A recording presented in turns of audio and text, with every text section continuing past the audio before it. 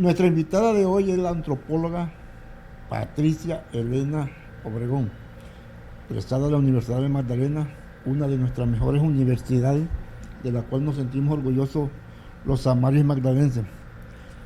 Pues ella ha estado ya participando en otras elecciones, no tiene nada que ver con corporación pública, es la primera vez que lo va a hacer y queremos saber por qué motivo, doña Patricia, se lanza usted el ruedo a la gobernación de Magdalena. Muy buenas tardes. Muy buenas tardes a todos y todas que nos ven en este momento y muchas gracias por el espacio. Efectivamente participé en las elecciones pasadas para las curules de La Paz de la CITREP 12, conformada por Cesar, Magdalena y Guajira. Allí tuvimos una experiencia bastante triste. Tuvimos que hacer denuncias nacionales, pero también internacionales. Hoy hay en curso un proceso ante la Corte frente al tema de estas elecciones para las curules de La Paz, donde lamentablemente hemos venido denunciando que fue un proceso bastante, para nosotros, indigno en la posición que dejaron a las víctimas. Hoy estamos representados por quien de alguna manera está en procesos muy cercanos a un paramilitar reconocido a nivel nacional e internacional como uno de los mayores victimarios precisamente de nuestros territorios.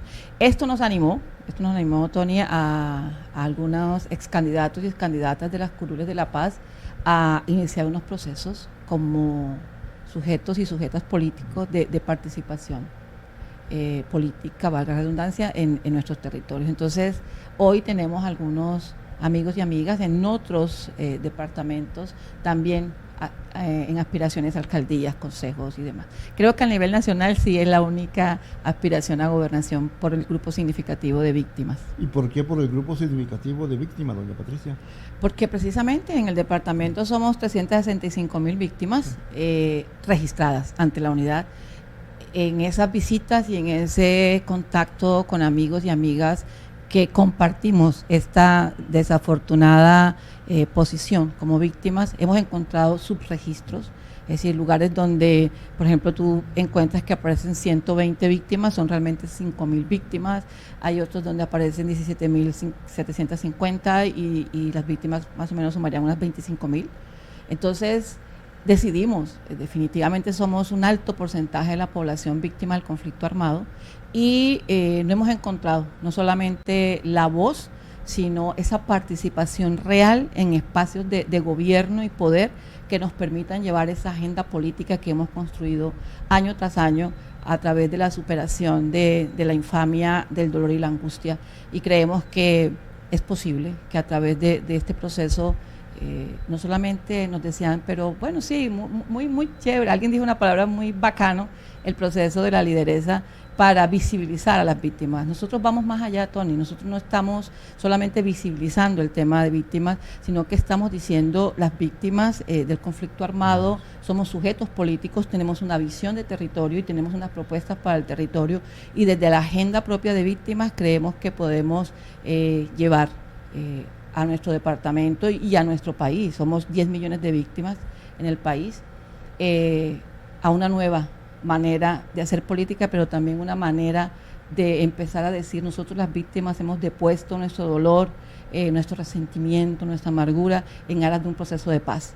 Entonces, desde allí es que nace esta propuesta de las víctimas al gobierno. Un paso importante para la reivindicación de la memoria de las víctimas del conflicto, ¿sí? Hace parte, claro que sí, hace parte de esa reivindicación.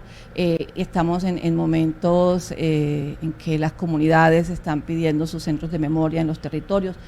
El tema de los subregistros, personas que por miedo en su momento no pudieron declarar, entonces sus derechos han sido vulnerados, pero también estamos en aras de construir aquello que consideramos es importante para este tiempo, más allá de la sola reivindicación, es que no se repitan los hechos y que además en nuestro territorio, sobre todo en el Magdalena, lamentablemente muchos alcaldes de nuestro territorio no elevaron la solicitud ante la unidad de víctimas de reconocimiento de muchos de nuestros territorios como sujetos colectivos de reparación. Y eso implicó que entonces estos procesos tampoco permitieron que nuestros territorios fueran reconocidos como dentro de los programas PEDET, que son los planes de desarrollo con enfoque territorial. Tenemos, imagínate, la zona bananera no aparece como PEDET, Tasajera, Pueblo Viejo, por mencionarte algunos. Entonces también hace parte de nuestra agenda que elevar esa necesaria reconocimiento a las víctimas a través de ese reconocimiento.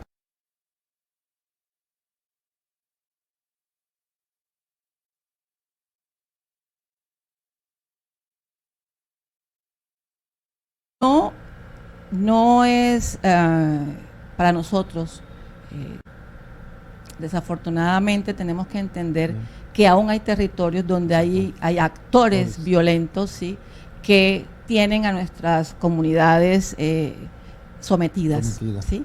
Pero la intención es precisamente abrir ese espacio con las comunidades, en las cuales no solamente entre las comunidades víctimas del conflicto, sino también que empezar a entender que tenemos que construir una nueva mirada al desarrollo y una nueva mirada de territorio y una nueva mirada de ruralidad.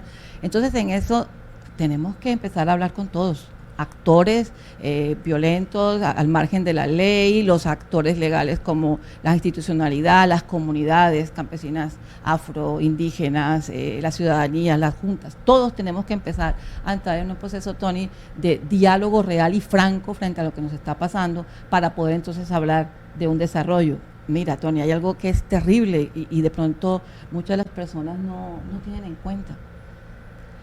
Si tú miras, en Santa Marta hay un hacinamiento impresionante, sobre todo en esos barrios que hemos llamado desafortunadamente en cinturón de miseria, ¿cierto? Pero si tú vas y miras, esos cinturones de miseria han sido fortalecidos precisamente por población desplazada. ¿De dónde viene esa población desplazada? Del campo, de la zona rural. Entonces, si tú haces más o menos una tasación porcentual, llegas a unas cifras muy tristes en donde casi que el 70% de la población víctima desplazada es campesina. Entonces puedes entender por qué el tomate, por qué tu naranja, por qué está cara, porque es que nada más está explotando el 12.2% y en manos de quienes están siendo explotadas, no con aquel que produce riqueza en la tierra, que es el campesino.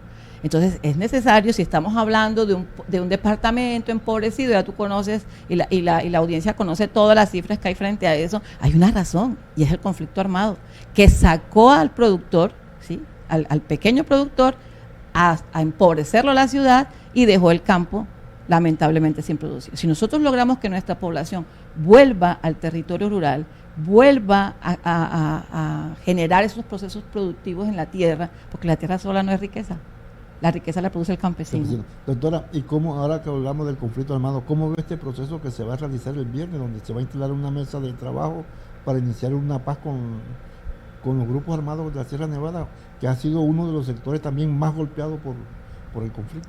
No, nosotros como víctimas felicitamos ese inicio. Lo único que pedimos es que sean realmente tenidas en cuenta las víctimas, que esto no sea un proceso politizado, sino que sea un proceso incluso de construcción de ciudadanía, donde las víctimas tengamos realmente voz frente al proceso, pero más allá de la voz podamos participar democráticamente y sean respetadas también esas agendas que tenemos frente al tema de paz, ¿sí? Entonces, no solamente se tenga en cuenta las peticiones de los agentes violentos, sino que se tenga en cuenta aquellos que hemos denominado sobrevivientes de este conflicto y que estamos en construcción de una generación de paz. Entonces, felicito ese espacio y también aprovecho este espacio para que toda la comunidad samara y magdalenense esté atento a estos procesos, porque de esto depende la vida de nuestra gente en el campo y en la ciudad. Y retomando el tema de su aspiración a la gobernación de Magdalena, ¿cómo va ese proceso? Bueno, estamos en recolección de firmas, ha sido un proceso, tú sabes lo que implica, todo el mundo tiene tasado en cuanto a la recolección de firmas, nosotros las víctimas, y bueno, yo creo que uno de los procesos más hermosos que nosotros como víctimas, y yo sé que en eso todos mis amigos y amigas me acompañan, es que hemos conocido, Tony, lo que es la solidaridad, ¿sí? Porque cuando tú te vas para una tierra que no es la tuya, donde no conoces la cultura, pero también otros vienen a este lugar empiezas a encontrar lo que es la solidaridad, y las víctimas hemos surgido, hemos podido renacer en nuestras esperanzas por los procesos de solidaridad. Entonces hay amigos y amigas que me dicen, no, Patricia, vente para acá, mira, Tony, estaremos, me dicen, consíguete el pasaje de venida, que nosotros te damos el de regreso, y no te preocupes, te quedas acá y encuentras una hamaca colgada, y encuentras una cama cedida, y encuentras un tinto caliente, ¿sí?, en ese proceso, en esa recolección de firmas. Entonces ha sido un proceso muy hermoso. A veces nosotros simplemente estamos pendientes de la meta, pero también hay que mirar lo hermoso del caminar hacia esa meta. Por eso el grupo significativo de víctimas nos hemos denominado así, Caminando por el Magdalena. Aunque ya te lo dijo que hay todavía factores armados que son resistencia. ¿Es fácil hacer política en Magdalena? Es difícil. Es difícil. Nosotros venimos del proceso de Curul de la Paz, en donde se nos impidió, y esa es una de las denuncias que hay a nivel internacional, llegar a algunos territorios. Por eso sabemos que es indispensable que estos hechos no se sigan repitiendo en política y que podamos ejercer el derecho a la participación, como está en la Constitución, no solamente para elegir, sino para ser elegidos. Y creo que este proceso de apertura a todos estos actores que confluyen en el territorio, empezar a generar procesos de paz, unos procesos de acercamiento, de escucha, ¿sí? Porque es que estamos en un proceso muy duro. Tú tienes también que escuchar al otro, tienes que escuchar cuál es la propuesta del otro, y en eso hay cosas que hay que ceder. Claro. Unos y otros tenemos que ceder, todo con el único objetivo, Tony, y ciudadanía de Santa Marta y del Magdalena y de la región Caribe del país, con el único fin y el propósito último, que sea la construcción de esa paz real, para que todos podamos entonces sí hablar de nuestro departamento y nuestra región. Entonces invitemos a todos los magdalenenses, doctora Patricia, para que ese día la apoyen y logremos los objetivos esperados. No, y lo otro no solamente es el objetivo de Patricia, porque o de las víctimas, como algunos me dicen, Patricia, pero es que tú nada más estás hablando de víctimas, es que todo el conflicto ha generado víctimas, no solamente en lo rural, sino también en lo urbano. Entonces tenemos que empezar a vernos como un territorio víctima del conflicto. Entonces también estamos haciendo un llamado a las otras candidaturas y precandidaturas que en este momento hay, a que nos unamos, a que empecemos a construir en esos diálogos ciudadanos que se están proponiendo en estos últimos días. Mañana hay un ya ha habido otros encuentros, otros acercamientos, pero es necesario que nos empecemos a acercar a la ciudadanía para construir ciudadanía y para construir un lenguaje diferente al que hemos venido escuchando por mucho tiempo, ¿sí? Un lenguaje en el que nuestra única meta sea un territorio en paz. Bueno, ella es la antropóloga Patricia Elena Obregón Morán. Morán, claro. Hay Morán, que como buena cienaguera. Como buena cienaguera. Ya escucharon su propuesta, pues esperamos de que le vaya bien en su propósito. Y doctora, muchísimas gracias por muchísimas gracias a ustedes por este espacio tan hermoso. Y nosotros volvemos a nuestro set de noticias con la periodista Madel Cursa. Muy buenas tardes. ¿Listo? Ya. Son unos 10 minutos, porque ya después de los 10 minutos